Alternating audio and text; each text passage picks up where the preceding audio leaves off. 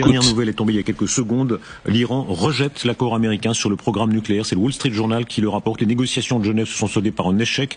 Téhéran refuse absolument même la solution du transfert à l'étranger des stocks d'uranium enrichi, s'opposant totalement à l'arrêt de l'enrichissement, au démantèlement des installations nucléaires et aux restrictions indéfinies de son programme. Et si les Américains attaquent, est-ce qu'il y a assez vite sur place, au sol, des unités de résistance comme celle-là qui peuvent en quelque sorte venir en aide pour renverser le régime? Les gardiens de la révolution sont redoutables. Est-ce qu'ils vous font peur? On n'a pas peur des gardiens de la révolution iraniens. C'est eux qui doivent avoir peur de nous. On va leur montrer notre force. Alors ces combattants n'espèrent qu'une chose maintenant, que les États-Unis et Israël lancent des bombardements sur l'Iran.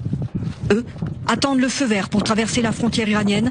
Les interlocuteurs qu'on a, qui sont d'anciens membres du Mossad, disent que la CIA coopère en Iran même avec le Mossad. Donc il y a effectivement... Il y a des agents sur place, c'est pas forcément des Américains, mais des agents sur place. Qui arme et entraîne réellement ces groupes armés prêts à s'infiltrer en Iran si l'entité ose bombarder Téhéran? À les entendre, on croirait que les États-Unis orchestrent une guerre asymétrique planifiée dans les moindres détails.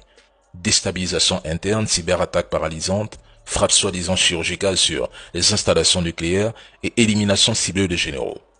Les Américains savaient dès le départ que les Iraniens ne céderaient jamais sur leur ligne rouge.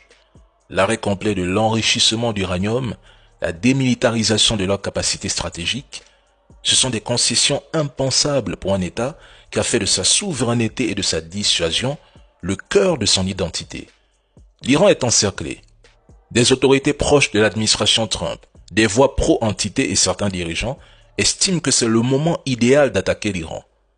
D'autres voient une fenêtre ouverte pour faire plier les autorités iraniennes, mais l'Iran ne pliera pas, et des frappes même limitées pourraient au contraire renforcer le gouvernement. Ils ne capituleront pas sur ce qui menace leur existence.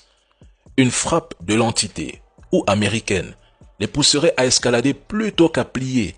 Des strikes prolongés épuiseraient les stocks américains sans garantir le collapse et pourraient solidifier le régime en interne. L'Iran ne se bat pas seulement pour des centrifugeuses ou des missiles. L'Iran se bat pour sa mémoire, pour sa légitimité, pour ne pas devenir un pion sacrifiable dans le grand échiquier mondial.